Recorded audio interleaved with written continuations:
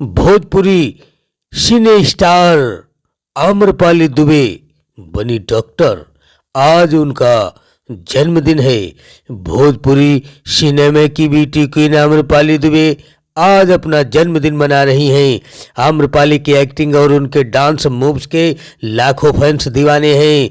Social media पर भी अच्छी खासी फैन फॉलोइंग है। एक्ट्रेस के एक एक वीडियो पर लाखों करोड़ों व्यूज आते हैं। फोटोज हो या गाने, फैंस उनकी अदाओं को देखकर कमेंट करते थकते नहीं हैं। तो चलिए जन्मदिन के खास मौके पर आपको आम्रपाली दुबे से जुड़ी कुछ खास बातें बताते चलें।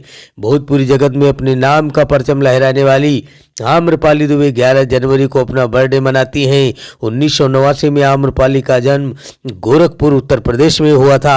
आम्रपाली भोजपुरी सिनेमा में सबसे ज़्यादा पढ़ी लिखी हैं।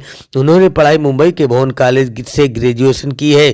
फिल्मी दुनिया में आने से पहले वो डॉक्टर बनना चाहती थी, लेकिन किस्मत से हीरोइन बन गई। तो मित्रों, जानकारी कैसी लगी? वीडियो को लाइक, चैनल को सब्सक्राइब करके शेयर कर दें। Happy birthday.